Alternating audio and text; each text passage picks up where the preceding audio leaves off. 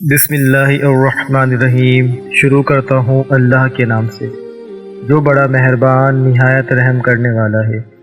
حضور اکرم صلی اللہ علیہ وآلہ وسلم نے فرمایا، مرنے کے بعد مردے کی قبر میں سب سے پہلی حرکت کیا ہوگی؟ جاننے کے لیے ویڈیو کو آخر تک ضرور دیکھیے۔ عذاب قبر سے مراد برزخ میں ہونے والا عذاب ہے۔ اسے عذاب قبر اسی لیے کہا جاتا ہے کہ عام طور پر میت کو قبر میں ہی دفن کیا جاتا ہے، ورنہ جیسے اللہ تعالی نے عذاب دینے کا ارادہ فرمایا ہے اسے عذاب ضرور ہوگا، چاہے وہ قبر میں دفن ہو یا نہ ہو، خواہ اسے درندوں نے کھا لیا ہو یا اسے جلا کر اس کی خاک ہوا میں اڑا دی گئی ہو۔ حضرت ام سلمہ رضی اللہ تعالی عنہ اپنے شوہر ابو سلمہ رضی اللہ تعالی عنہ کی وفات کا واقعہ اس طرح بیان کرتی ہیں کہ وفات کے وقت میرے شوہر کی آنکھیں کھلی تھیں، جبکہ جسم حرکت میں نہ تھا اور نہ ہی وہ بول سکتے تھے۔ کسی نے رسول اللہ صلی اللہ علیہ وآلہ وسلم کو میرے شوہر کی اس حالت کی خبر دی تو آپ صلی اللہ علیہ وآلہ وسلم ہمارے گھر تشریف لائے۔ جب نبی اکرم صلی اللہ علیہ وآلہ وسلم میرے شوہر کے پاس آئے تو دیکھا کہ میرے شوہر کی آنکھیں کھلی ہیں، تو انہوں نے اپنے ہاتھ مبارک سے آنکھیں بند کرتے ہوئے فرمایا، جب موت کا فرشتہ انسان کی روح قبض کرتا ہے تو مرنے والے کی آنکھوں کی روشنی بھی روح کے ساتھ چلی جاتی ہے۔ جب نبی اکرم صلی اللہ علیہ وآلہ وسلم کے منہ سے یہ الفاظ نکلے تو گھر والوں نے رونا شروع کر دیا کہ ابو سلمہ رضی اللہ تعالی عنہ اب اس دنیا میں نہیں رہے۔ آپ صلی اللہ علیہ وآلہ وسلم نے فرمایا کہ مرنے والے کو ہمیشہ اچھے الفاظ میں یاد کیا کرو، کیونکہ اس وقت فرشتے پاس ہوتے ہیں میت کے ارد گرد بیٹھے ہوئے لوگ جو باتیں کرتے ہیں، فرشتے ان کی باتوں پر آمین کہتے ہیں۔ پھر نبی اکرم صلی اللہ علیہ وآلہ وسلم نے اللہ تعالیٰ سے دعا کی، اے اللہ، ابو سلمہ کو قبر کے عذاب سے محفوظ فرما اور اس کو اپنے خاص بندوں میں شامل کر لے جن پر تیرا خاص کرم ہے، ان کی قبر پر اپنی رحمتیں فرما اور قبر کو نور سے مالا مال کر دینا۔ نبی اکرم صلی اللہ علیہ وآلہ وسلم کی اس دعا سے ثابت ہوتا ہے کہ جب مسلمان وصال کر جاتا ہے تو اللہ تعالی مسلمان کی قبر میں نور اور رحمتیں عطا کرتا ہے، جبکہ غیر مسلم مرتا ہے تو اللہ تعالیٰ اس کی قبر کو تنگ اور عذاب سے بھر دیتا ہے۔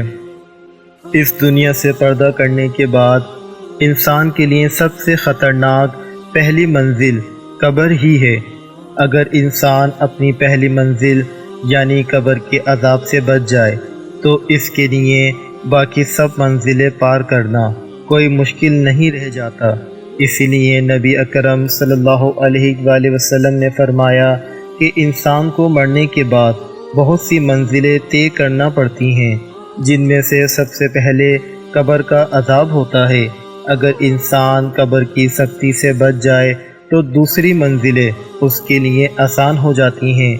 ایک دفعہ نبی کریم صلی اللہ علیہ وآلہ وسلم قبرستان سے آ رہے تھے تو رسول اکرم صلی اللہ علیہ وآلہ وسلم نے قبر کا عذاب بیان کرتے ہوئے فرمایا کہ مجھے اگر اس بات کا ڈر نہ ہوتا کہ تم میت کو قبر میں دفنانا چھوڑ دو گے تو میں اپنے رب کریم سے دعا فرماتا کہ وہ تم لوگوں کو بھی قبر کے عذاب سے آگاہ کر دیتا، بالکل اسی طرح جس طرح میں دیکھ رہا ہوں، یہ سن رہا ہوں۔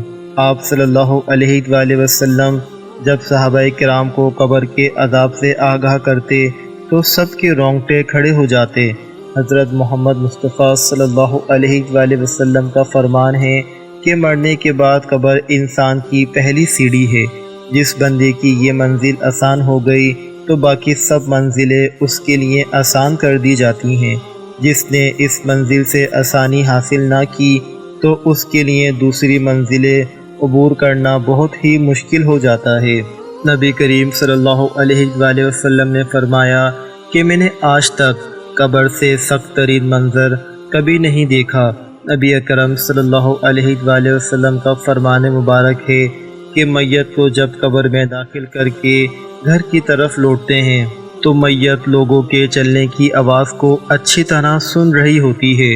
اگر مرنے والا سچا مسلمان ہے تو نماز اس کے سر کی طرف، روزہ اس کے دائیں طرف، زکوٰۃ اس کے بائیں طرف، اور دوسرے جتنے بھی اس کے نیک اعمال ہوتے ہیں وہ اس کے پاؤں کی طرف سے آ جاتے ہیں۔ اور جب بھی قبر کا عذاب اس کے پاس آتا ہے تو نماز، روزہ، حج، زکوٰۃ، صدقہ اور خیرات اس کے نیک اعمال اس کی حفاظت کرتے ہیں۔ پھر اس سے کہا جاتا ہے کہ بیٹھ جاؤ، چنانچہ وہ بیٹھ جاتا ہے۔ اس کو سورج ایسی دکھائی دیتا ہے جیسے غروب ہونے کو ہو۔ پھر اس سے کہا جاتا ہے کہ تم اس شخص کے بارے میں جو تمہیں مبعوث ہوا تھا کیا کہتے ہو، اس کے متعلق کیا گواہی دیتے ہو؟ وہ کہتا ہے مجھے ذرا نماز پڑھ لینے دو۔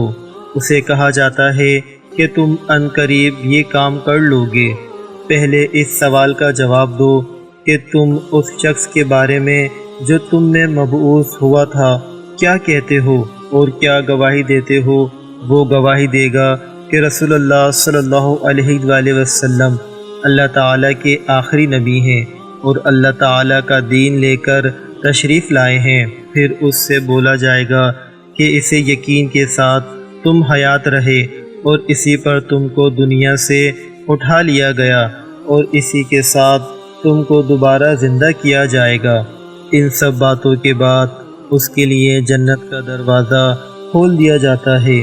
وہ قبر میں ہی جنت کو دیکھ کر بہت خوش ہوتا ہے۔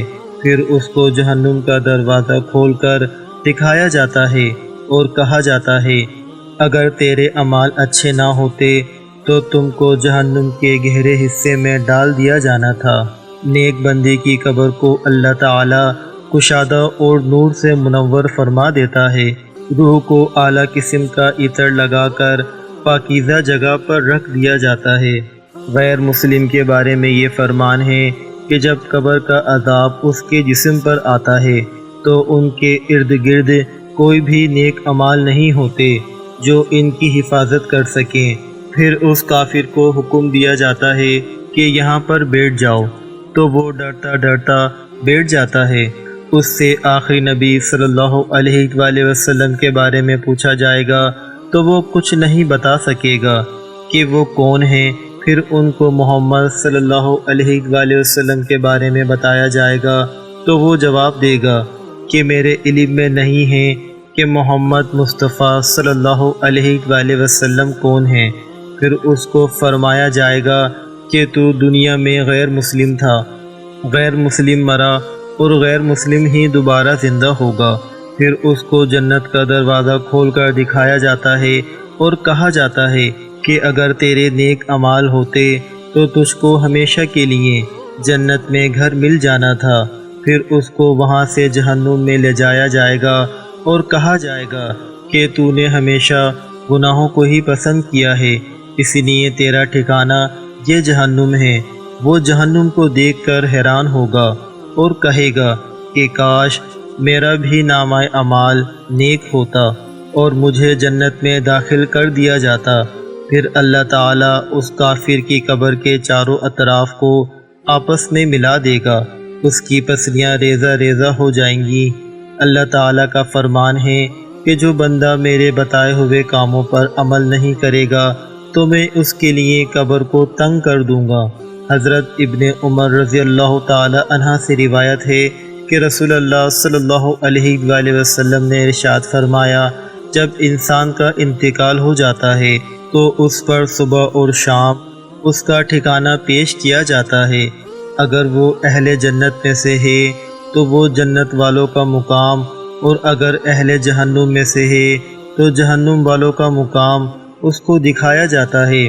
پھر کہا جاتا ہے کہ یہ تیرا ٹھکانہ ہے، یہاں تک کہ اللہ تجھ کو قیامت کے دن اٹھائے گا۔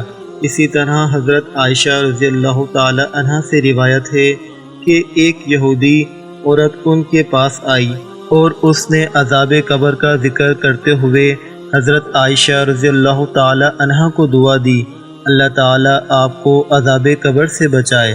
حضرت عائشہ رضی اللہ تعالی عنہ نے رسول اللہ صلی اللہ علیہ وآلہ وسلم کے اس کے بارے میں سوال کیا، کیا واقعی عذاب قبر ہوتا ہے؟ تو رسول اللہ صلی اللہ علیہ وآلہ وسلم نے فرمایا، جی ہاں، عذاب قبر برحق ہے۔ حضرت عائشہ رضی اللہ تعالی عنہ فرماتی ہیں، اس کے بعد میں نے رسول اللہ صلی اللہ علیہ وآلہ وسلم کو ہمیشہ دیکھا کہ ہر نماز میں آپ عذاب قبر سے پناہ مانگتے تھے۔ اللہ تعالی ہمیں قبر کی سختیوں اور عذاب سے محفوظ رکھے، ہمیں قبر میں نبی کریم صلی اللہ علیہ وآلہ وسلم سے پہچان نصیب فرمائے، آمین ثم آمین۔ دوستو، امید کرتا ہوں ویڈیو آپ کو پسند آئی ہوگی۔ اگر آپ کو ویڈیو اچھی لگی ہو تو اسے لائک اور شیئر ضرور کر دیں، اور ہمارے چینل کو سبسکرائب کر دیں اور بیل آئیکن کو ضرور پریس کریں تاکہ ہماری ہر نئی آنے والی ویڈیو آپ کو سب سے پہلے مل سکے۔ مجھے دیجیے اجازت، ملتے ہیں ایک اور نئی ویڈیو کے ساتھ۔ اللہ حافظ۔